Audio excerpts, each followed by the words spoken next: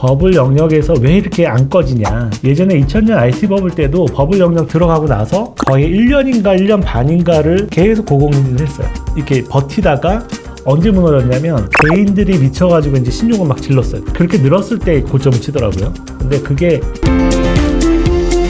일단 첫 번째로 핵심 자산 투자 매력도 먼저 살펴볼 건데요. 미국 증시하고 한국 증시 아직도 이제 그 매력도가 50 이하에서 머물러 있고요. 그다음 미국의 장기 채권도 투자 매력도가 50 이하로 머물러 있거든요. 이게 전반적으로 이렇게 투자 매력도가 50 이하인 자산들은 지금 매력도가 좀 많이 떨어져 있는 거예요. 지금 우리나라 부동산은 뭐 아예 7밖에 안 돼서 아예 그냥 매력이 없는 거고요. 근데 이게 이제 투자 매력도라는 게 높을 때가 언제냐면 가격이 싸고, 그러니까 자기 적정 가치에 비해서 싸고, 그 다음에 싼 상태에서 기술적으로 이렇게 상승 트렌드로 돌아섰을 때, 그때 점수가 가장 높아요. 그러니까 그때가 가장 점수가 높고요. 그 다음에 점수가 가장 낮을 때가 비싸고 기술적으로 꺾였을 때, 이렇게 돼 있거든요. 그래서 이게 이제 세 가지, 가치 평가 점수, 매크로 점수, 에너지 점수. 에너지 점수가 이제 기술적인 거죠.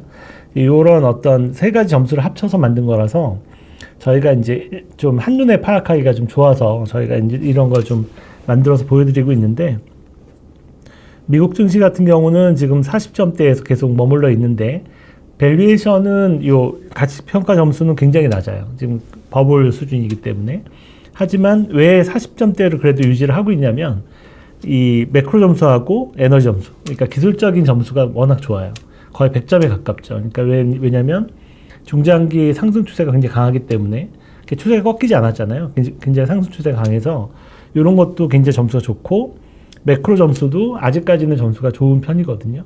매크로 점수는 이 안에 이제 경제 지표 이런 것도 들어가 있지만 기업들의 어닝, 그러니까 기업들의 이익 증가율이라든가 또는 전망 이런 것들 들어가 있거든요. 이런 것들이 워낙 좋다 보니까 그래도 40점대를 유지를 하고 있는 거고요. 여기서 만약에 좀 주가가 빠지면서 기술적으로 좀 꺾이면 고평가된 상태에서 기술적으로 나빠지는 거잖아요. 그렇게 되면 이제 이 매력 점수가 이제 많이 떨어지겠죠. 그래서 미국 증시는 지금은 사실 그냥 보유하고 계신 분들 보유하는 거고, 좀 그것도 올라가면서 줄여야 되는 상황인 거고, 신규로 하시는 거는 미국 증시에 신규로 지금 바로 들어간다? 이거는 좀 말리고 싶어요. 왜냐하면 밸류에이션이 워낙 높고, 여기서부터는 저희가 이제 아무리 분석을 해봐도 한번 랠리가 나올 수는 있죠. 이렇게 신용도를 보면 이제 신용잔고나 이런 게 한번 확 늘어날 여지가 있기 때문에 마지막 랠리가 될 가능성이 높죠. 그런 게 나오면. 이제 그런 게 한번 남아 있을 수도 있지만 사실 그런 걸 보고 여기서 들어가는 건 좀 위험해 보이고요. 당장 여기서 꺾일 수도 있기 때문에 이게 뭐 이 정도 버블 수준이면 어떤 트리거가 생기면 내일 당장 부러질 수도 있고, 지난주에 좀 안 좋았잖아요. 이게 좀 하락을 했잖아요. 그 하락한 게 이제 하락의 시작일 수도 있는 거예요. 그러니까 이런 자리는 함부로 신규로 들어오는 자리는 아니다. 이렇게 말씀을 드리고, 이런 투자 매력도는 신규로 진입하는 입장에서 보는 거니까, 이런 미국 증시나 한국 증시나 미국 장기 채권은 신규로 들어가는 입장에서 좀 조심해야 되는 시장이다. 이렇게 볼 수 있는 거고요.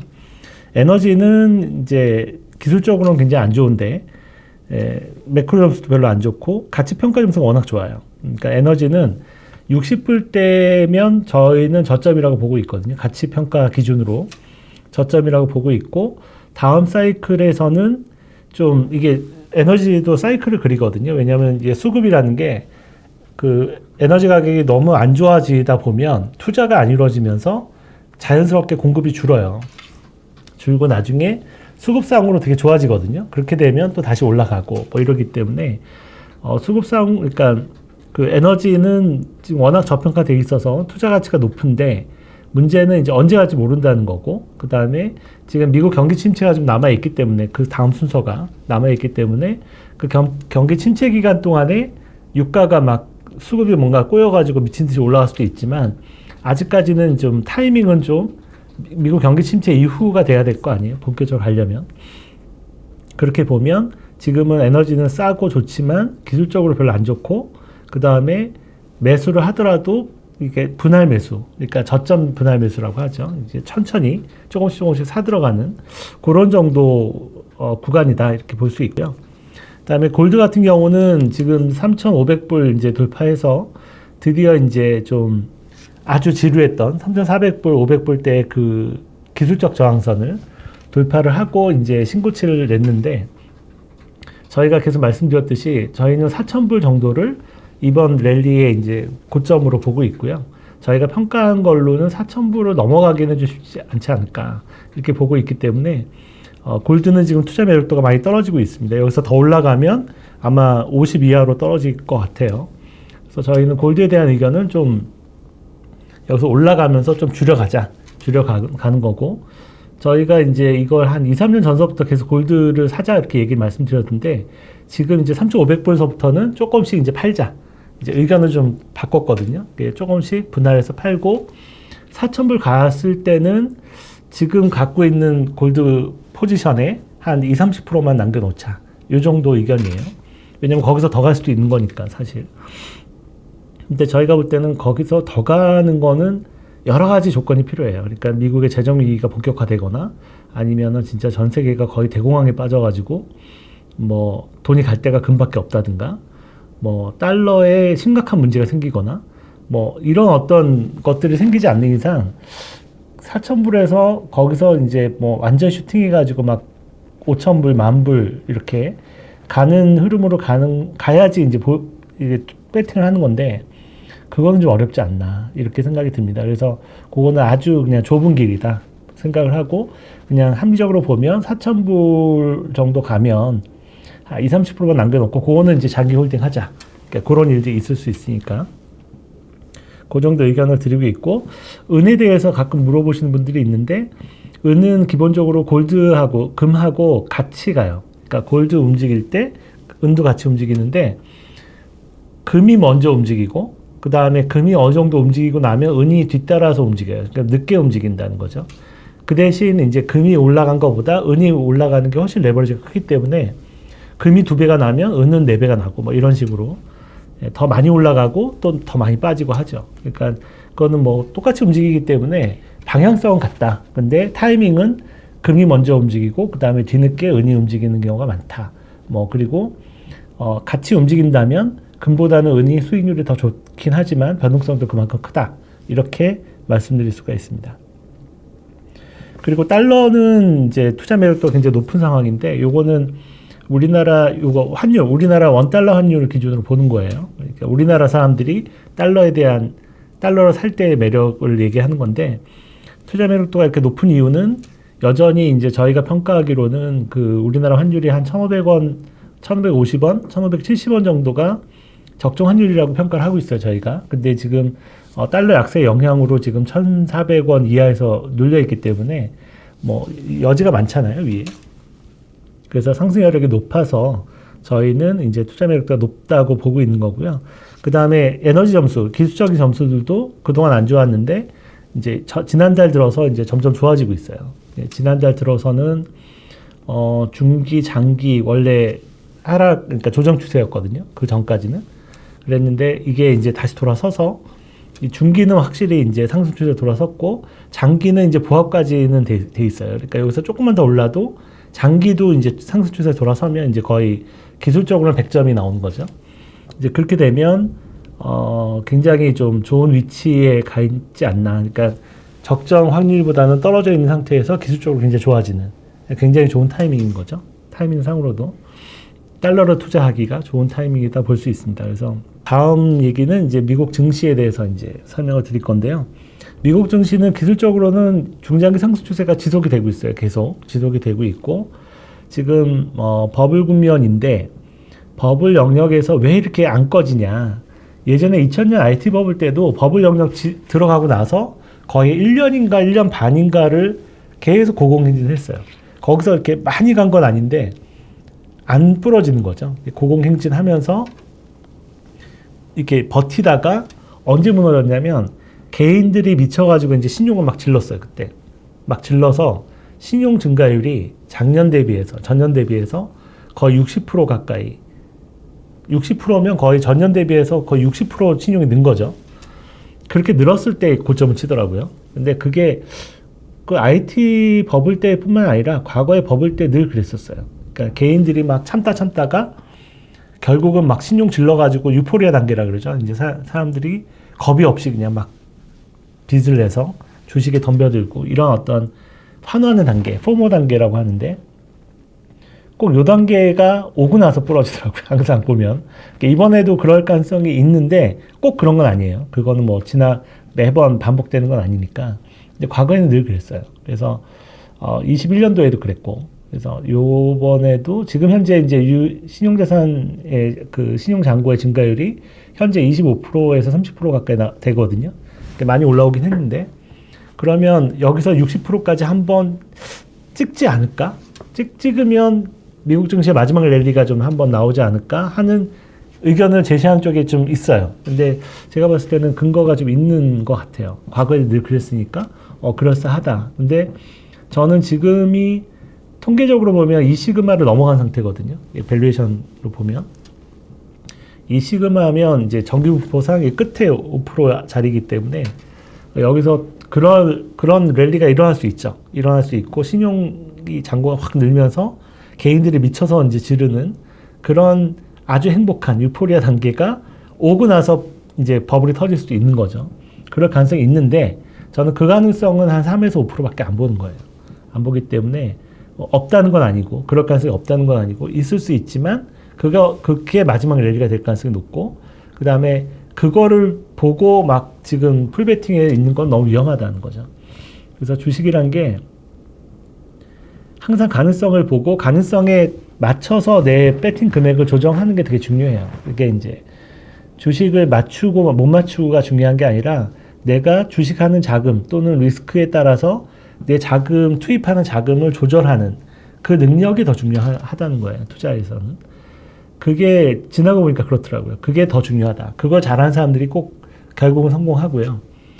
이 방향을 맞추는 건 뭐 반만 맞춰도 돼요. 근데 이제 내 자금을 리스크에 따라서 좀 조절할 수 있는 사람들이 결국 승리를 하는데 지금은 한 번 더 랠리를 할 수 있지만 지금의 어떤 확률, 올라갈 확률, 그 다음에 정기분포상 그 통계적인 확률로 보면 지금은 거의 뭐 비중을 좀 줄여놓고 일부분만 가져가는 그 랠리가 있을 수 있으니까 그리고 기술적으로 지금 괜찮으니까 일부는 가져가고 나머지는 좀 줄여서 좀 안전한 쪽으로 좀 대피시켜 놓고 이렇게 하는 게 맞다고 봐요. 그러니까 여기서 한 번 더 랠리가 일어나더라도 이거를 다 먹으려고 하다가 망하는 경우가 많기 때문에 이제 저희는 그렇게 의견을 드리고 있고 결국은 이 랠리를 부러지게 하는 이 버블이 무너지게 하는 결국 트리거는 뭐냐? 둘 중에 하나일 거다. 하나는 이 개인들이 미쳐가지고 신용잔고로 왕창 지르면 그게 이제 피크가 될 것 같고 아니면 경기 침체가 확 다가오는 거죠. 최근에 고용 지표 나빠지고 있잖아요. 근데 지금 사실 실물 경기는 되게 안 좋거든요. 미국의 그 사는 사람들 굉장히 힘들어요. 요즘에 물가 이 압박 때문에 소비도 굉장히 힘들어하고 그 다음에 미국의 신용카드라든가 뭐 카드론, 뭐 연체율 이런 것들을 보면 굉장히 빠르게 올라가고 있거든요. 그래서 이거는 아주 조짐들이 안 좋아요. 이렇게 보면 조짐들이 다 경기 침체를 앞두고 있는 조짐들이 많고요. 저희 지표상으로도 그렇고. 그래서 뭐 내일 당장 경기 침체가 와도 이상하지 않을 정도로 그런 상황이라서 만약에 그 앞에 전자에서 얘기했던 개인들이 미친 듯이 한번 신용잔고를 늘리는 그 단계가 오면 이제 고점을 치는 거고 아니면 경기 침체가 오는 거예요. 경기 침체가 오는 거 어떻게 할 수 있냐면 고용이 마이너스로 떨어지는 거죠. 고용이 마이너스로 전환이 되면 이제 확실한 경기 침체가 오는 건데 이제 그런 단계가 갑자기 찾아오는 거죠. 고용 지표가 확 나빠지면서 이제 그 둘 중에 하나지 않을까. 경기 침체가 오면 당연히 버블 깨지는 거고요. 그래서 둘 중에 하나가 아닐까 생각이 들어요. 그러니까 뭐가 올지 모르겠지만 전자가 온다면 한 번 더 랠리를 하는 거고 지수가 후자가 온다면 여기가 고점일 가능성이 높은 거고 이제 그렇게 볼 수 있습니다. 그래서 뭐 그거는 뭐가 올지는 모르겠지만 어쨌든 어느 쪽이 오든 지금 현재 좋은 전략은 어쨌든 주식 비중은 최대한 줄여놓고 내가 100을 갖고 있다면 한 20, 30% 정도만 남겨놓고 나머지는 좀 안전한 쪽으로 대피를 시키는 게 좋지 않을까. 다음 기회를 봐서 그렇게 하는 게 좋지 않을까 생각이 듭니다. 그래서 지금 현재 미국의 경기 사이클을 보시면 지금 여기까지 올라와 있거든요. 미국의 이제 OECD 경기 선행 지수도 되게 중요한데 지금 보통 요 정도가 피크라고 보는 거잖아요. 이때는 좀 과했고 요 정도 피크라고 보면 이제 한 내년 한 상반기 중에 지금 추세로 간다면 이렇게 피크를 치고 꺾이지 않을까 생각이 들고요. 근데 이전에 꺾일 수도 있어요, 사실은. 그리고 요거는 이제 ISM 지수인데 제조업과 서비스업을 가중평균 해가지고 한눈에 볼 수 있는 거예요. 미국은 이제 서비스업이 비중이 크기 때문에 이쪽에 가중평균을 더 많이 주고 이렇게 지수를 만든 거예요. 만들어 보면 이렇게 팬데믹 터지고 이렇게 경기가 엄청 이게 실물 경기를 보여주고 있는 거거든요. 좋았다가 이렇게 부러지고 지금 어떻게 되고 있죠? 이렇게 밑으로 흐르고 있잖아요. 이게 이제 실물 경기를 보여주고 있는 거거든요. 그러니까 미국의 실물 경기는 이만큼 별로 안 좋은 거예요. 지금 상황이.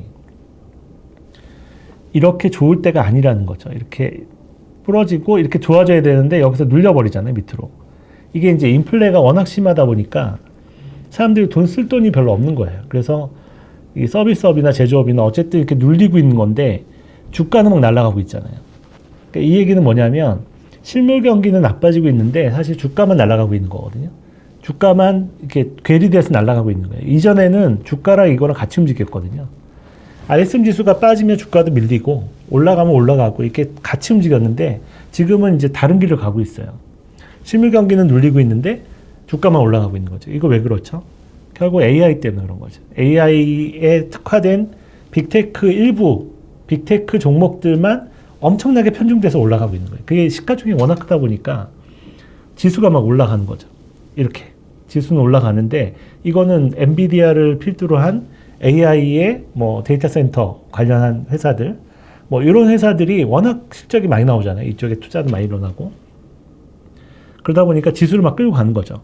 그래서 이 편중, 그러니까 기술주에 대한 편중이 지금 거의 역대 최고치를 돌파했다는 거 아니에요.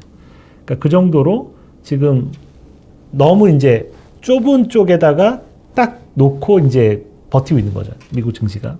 기대고 있는 거예요. 이거는 항상 결과가 안 좋았어요.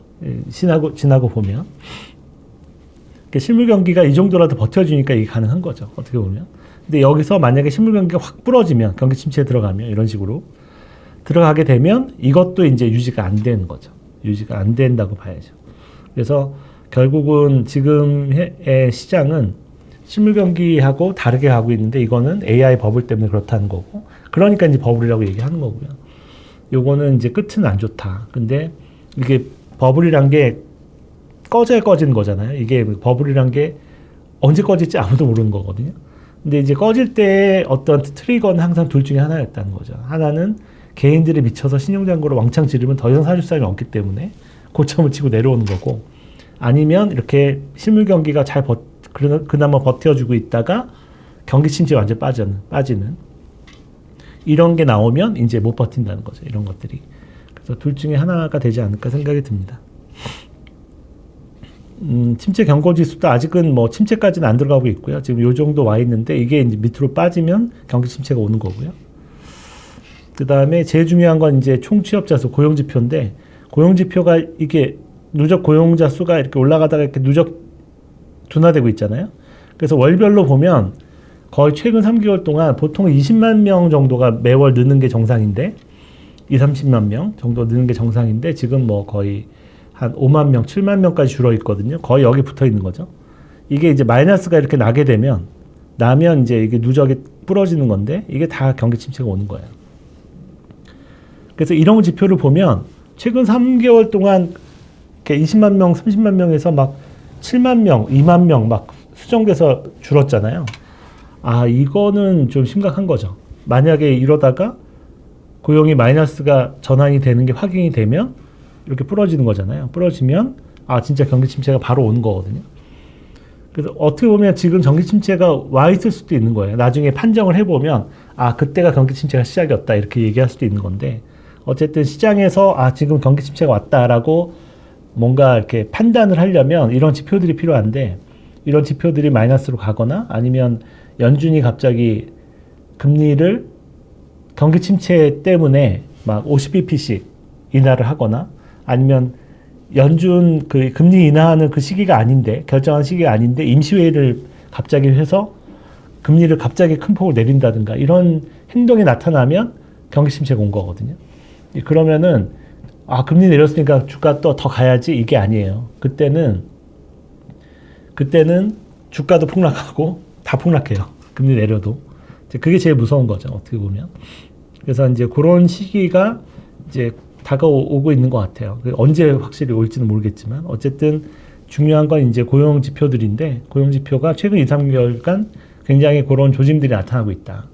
마이너스로 부러지는 조짐들이 나타나고 있고 이제 앞으로 한 2, 3개월 되게 중요하겠죠. 이 지표가 이제 마이너스로 안 나고 다시 돌아서줘야 되는데 그러면 일시적으로 줄어든 거라고 볼 수 있는데 만약에 앞으로 2, 3개월간 고용 지표가 마이너스로 진짜 전환이 됐다. 이러면은 아마 시장 분위기 확 달라질 거예요. 증시 분위기가. 이렇게 보고 있습니다. 지금 현재 S&P 500 대비 기술주의 상대 강도가 1960년, 70년대 이만큼이었고 2000년 IT 버블 때도 여기였거든요. 지금 여기예요. 그러니까 완전히 오버되어 있는 거죠. 과거 역대적으로 역대 최고예요. 이게 이 시그마 선인데 이 시그마 선은 한참 넘어섰죠. 이 과도한 편중도 되게 위험한 거예요. 어떻게 보면 결과가 늘 안 좋았고 시간이 지나서 제가 뭐 이 업계에 어쨌든 30년 정도 있었는데 30년 동안 이런 쏠림이 없었겠어요? 되게 많아요. 주식시장은 늘 쏠림의 역사예요. 쏠림의 역사. 그래서 주도주를 못 잡으면 계속 괴로워하는 거죠. 혼자 막 소외돼 있고. 근데 괴로움의 역사인데 이런 편중이 늘 일어나요. 작게든 크게든 일어나는데 이 편중이 일어나고 나면 결국은 평균에 회귀한다. 평균 회귀 법칙이라는 게 있잖아요. 주식시장만큼 그게 잘 듣는 데가 없어요. 그래서 이렇게 과도하게 편중이 돼 있으면 결국은 회귀를 한다는 거예요. 언제 회귀하느냐가 관건이고 어디까지 편중이 될 거냐가 관건인데 뭐 레벨로 보면 이 정도면 뭐 역사적으로 더 편중이 될 수도 있지만 좀 조심해야 되는 정도 위치가 아닐까 이 정도면. 여러 가지 지표들 보면 다 그렇게 얘기를 하고 있어요. 단지 이제 개인이 한 번 더 미쳐야 된다라는 의견이 있는 거죠. 합리적인 의견일 수도 있고. 요게 이제 아까 말씀드렸던 신용잔고 증가율인데 과거 고점일 때 보면 항상 신용잔고 증가율이 한번 이렇게 치솟아서 60%를 넘어서야 고점을 쳤다 이거죠. 큰 대세 고점에서는 긴 강세장의 고점에서는 항상 개인들이 한번 미치더라 이렇게. 그래야 상표를 친다. 뭐 이런 의견들이 있는 거예요. 이게 소소하게 이렇게 올라가는 거 말고 2000년에서 2021년 요때 고점 칠 때도 마진 대비 이렇게 늘지 않았냐. 60% 이상. 한번 미치니까 고점 치고 22년도에 한번 크게 빠졌잖아요. 지금은 여기니까 이게 결국은 못 견디고 개인이 한번 여기까지 질러야 여기서 상투를 치지 않느냐. 이렇게 주장하는 분들이 있는 거예요. 제가 볼 때는 합리적인 주장일 수도 있고 그렇게 되면 뭐 S&P 500이 7,000 갈 수 있겠죠. 7,000 얘기하는 사람도 있고요. 그러니까 7,000 정도 가면 이제 못 견디고 지를 거라는 거예요. 이걸 질러서 7,000까지 보낼 거라는 거. 지금 6,500인데. 네, 그렇습니다. 저는 근데 이거는 뭐 그럴 수도 있고 안 그럴 수도 있고 결국은 경기 침체가 안 오고 계속 경기가 잘 버텨주면 한번 올 수도 있는 거고 만약에 그 고용지표가 지금 3개월 동안 굉장히 나빠졌는데 여기서 경기 침체에 빠져 고용지표가 마이너스로 전환이 되면 이 단계는 없을 수도 있는 거죠. 예. 그거는 뭐 확실히 이렇게 된다라고 말하는 건 좀 무리인 것 같아요. 그리고 저희가 보는 이제 단기 밸류에이션 라인인데 지금 추세는 꺾여 있잖아요. 꺾여 있는데 지금 여기를 돌파하려고 하고 있는데 어쨌든 이 추세가 이렇게 한 번씩 꺾이면 이렇게 돌파하려고 하다가도 결국은 밀린다는 거죠. 과거엔 늘 그랬는데 이번에도 어떻게 될지 모르겠어요. 이 추세가 다시 돌아설 정도로 올라가 주면 이게 이 버블 영역인데 진짜 한번 버블이 더 생기겠구나라고 판단을 할 텐데 아직까지는 단기 밸류에이션 추세선이 아직은 꺾여 있어요. 그러니까 아직까지 모른다는 거죠. 여기서 언제든지 부러질 수 있다는 거, 이때처럼.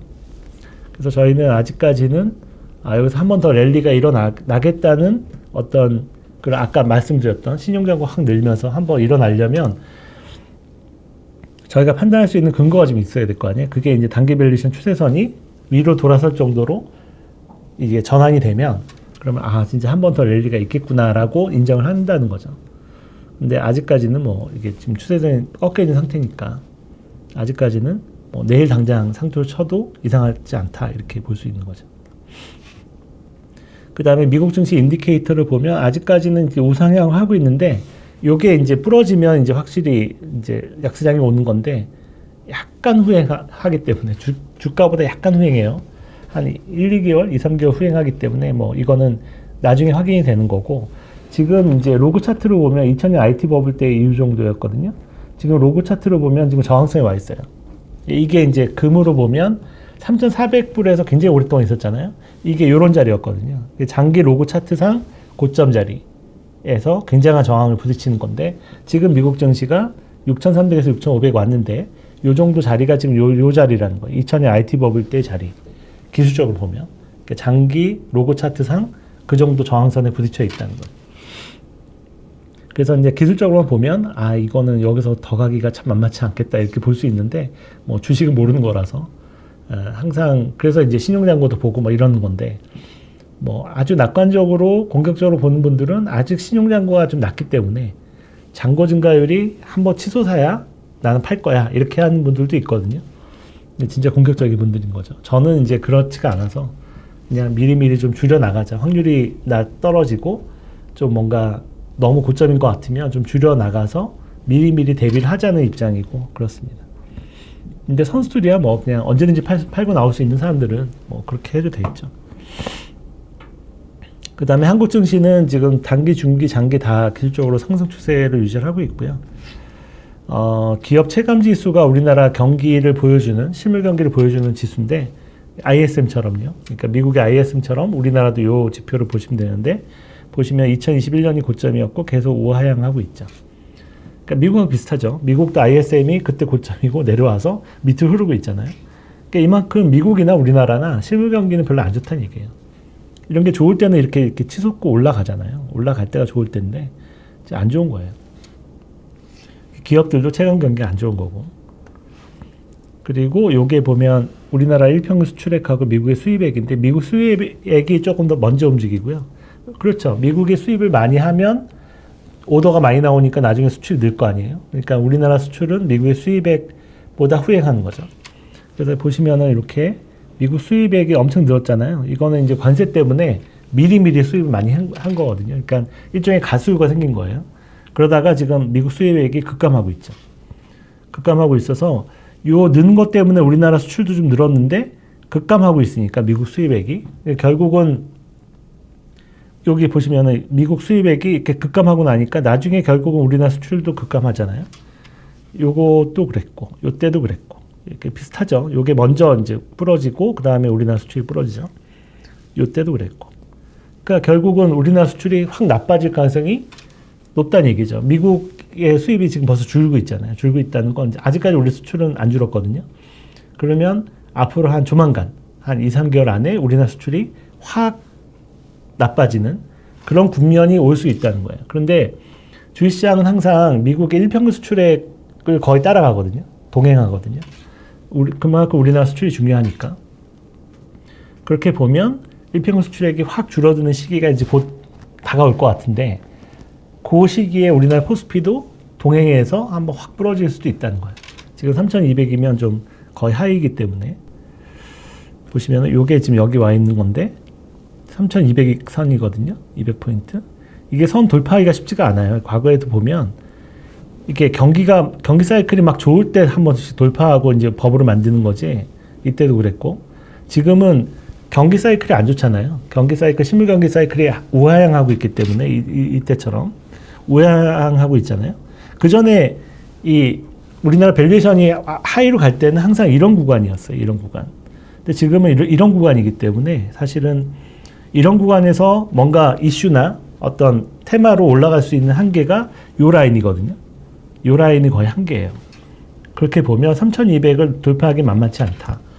저번에도 말씀드렸고 지금도 이제 3,200을 잘 왔다가 또 계속 밀리고 있잖아요. 부딪히고 있는데 저희가 볼 때는 여기서 이제 일평균 수출액이 확 꺾이면 결국은 여기서 한번 큰 조정이 일어나지 않을까. 그러니까 뭐 3,000이든 뭐 2,900이든 한번 확 밀렸다가 가더라도 밀렸다 가지 않을까 생각이 듭니다. 그리고 그런 게 앞에 하나 있고 그 다음에 이제 미국 경기 침체 가능성이 있기 때문에 그렇게 보면은 지금 자리는 저 같으면 그냥 우리나라 주식은 좀 먹은 거 차익 실현할 것 같아요. 네, 좀 조심할 것 같습니다. 그리고 일평 수출액 대비해서 이렇게 좀 많이 벌어져 있죠, 지금. 이렇게 많이 벌어져 있으면 조심해야 된다. 이거는 이제 세계 물동량 추세인데 물동량 추세에 대비해서도 좀 많이 오버되어 있는 거죠. 오버되어 있는데 이때처럼 이렇게 막 크게 오버할 수 있지 않을까? 물론 가능하죠. 가능한데 이거는 경기 사이클을 봐야 돼요. 이렇게 물동량만 보는 게 아니라 물동량 기준이 되는 거고 이 물동량보다 너무 벌어지면 안 되거든요. 밑으로든 위로든. 근데 이제 지금 이제 오버된 상태인데 지금 경기 사이클 보면 우리나라 경기 사이클은 우하향하고 있잖아요. 그럼 이렇게 올라가는 게 부담된다는 거죠. 이게 좀 멀티플 자체가 너무 올라가는 거라서 그렇게 보면은 이렇게까지 막 이거는 경기 사이클이 올라갈 때였고 좀 쉽지 않다는 거죠. 그래서 여러 가지 지표를 봤을 때 뭐 저희가 볼 때는 좀 우리나라 코스피는 3,200에서 좀 버겁다. 그리고 여기서 한번 여러 가지 지표상 모멘텀 지표들을 보면 한번 큰 조정이 일어날 수 있는 여건이 돼 있다. 그러니까 그게 뭐 3,000이 됐든 2,900이 됐든 뭐 어쨌든 큰 조정이 한번 있어야 된다라고 보고 있습니다.